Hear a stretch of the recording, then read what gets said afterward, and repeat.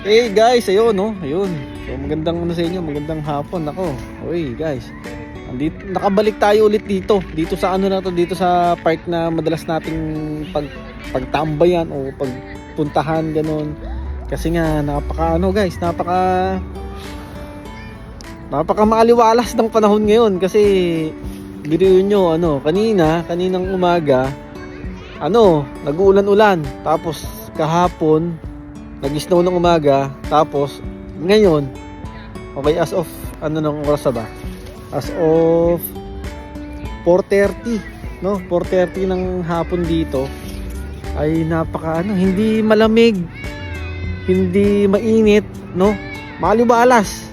Kasi ang lang ngayon, ang temp lang ngayon dito is, kung di ako nagkakamali, 7 degrees Celsius, no? So medyo maganda. Tapos kaya nga nailabas natin itong si ayan Lilo. Itong si Lilo kasi nga sobrang ilang linggo na yata hindi nakakalabas ng bahay.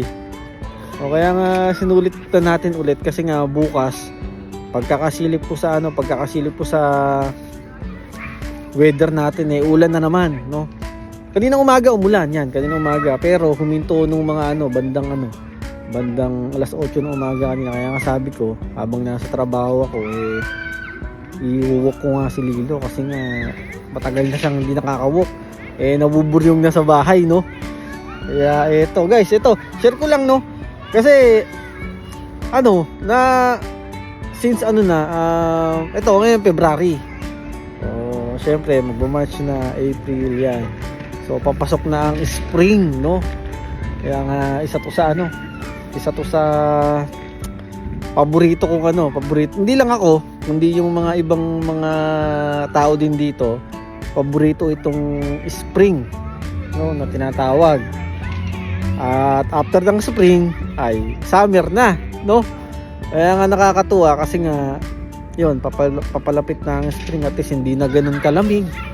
Do dito hindi naman talaga ganun kalamig yun. Kaya paulit ko sasabi sa inyo, compare sa ibang lugar dito sa Canada doon talaga sobrang lamig. Pero dito naman ang pinaka this year ang pinaka maximum lang na klima na namin is negative 14 yata. Yung pinaka malamig this year, no? Kaya nga super excited kami kasi nga yun, papalo ng spring, no? At makikita natin yung mga yung mga puno na yan, ayan, no? Makita nyo yung mga puno na yan. Ayan, ito, ayan, lalo yan. So medyo magkakaano na sila, magkakadahon na, no? Tapos pag pumalo ang summer, syempre yan, mapapadalas ang natin, ang labas na natin. Kasi nga hindi labas sa kakain, hindi ganun, or gala, hindi ganun. Kumbaga masarap lang maglakad-lakad, magpunta dito sa mga park, mag-picnic ganun. Kasi nga hindi na ganun kalamig kasi summer na, no? Kaya nga isa to sa ako lalo pinaka-paborito kong klima rito, na syempre kahit pa paano nakakalabas tayo ganun, hindi lang tayo sa bahay. Doon medyo na-enjoy ko naman na ang tag-ulan dito. Hindi gaya dati nasa Pilipinas ako, talagang pag umulan sobrang lungkot, pero dito talagang na-enjoy ko na rin naman yung tag-ulan, no?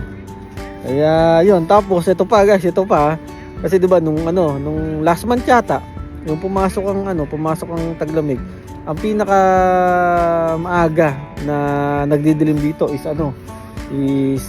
3:30, no? Kung napapanood niyo yung mga vlog ko noon, 3:30 madilim na rito, o before mag 4 o'clock madilim na, no? Ngayon guys, as of 4:30 yan, no? Medyo pa guys, kita nyo naman maliwanag pa, kaya nga papaurong na. Kung naalala nyo nung summer guys, alas 10 doon pa lang nagagabi, no? Kaya ganoon dito, kaya nga ngayon medyo nag-a-adjust na yung pagdilim dito, no?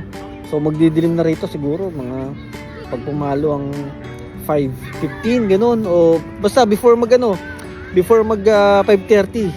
So doon na nagdidilim. Tapos ang pagsikat ng araw dito, yung dati is 8 or 9 paliwanag pa lang. Ngayon mga before 7 yun, lumiliwanag na, no? Kaya nga medyo nag-adjust na sila sa pagsapit ng gabi o paglubog ng araw, pagsikat ng araw, no? Kaya nga masaya. Tignan nyo, ang ganda. Lilo, wait lang. Trik ang araw, no? Tapos yung klima, no? Hindi siya malamig, hindi siya mainit, no? Tama lang, guys. Tama. Kaya ayun, Lilo, uwi na tayo. Actually, kakauwi ko nga lang galing trabaho, tapos yun, kinuha ko agad si Lilo para at least maiwalk ko lang, no?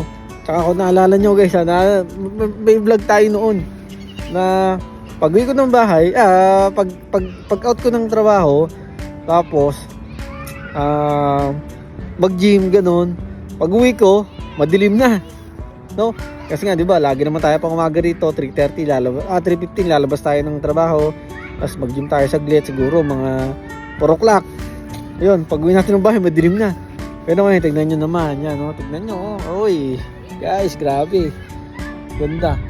Sarap enjoy ng napakasarap enjoy ng gantong panahon, no? Kaya yun lang, guys, yun lang. Ito, na rin kami ni pabalik na rin kami ng bahay ni Lilo.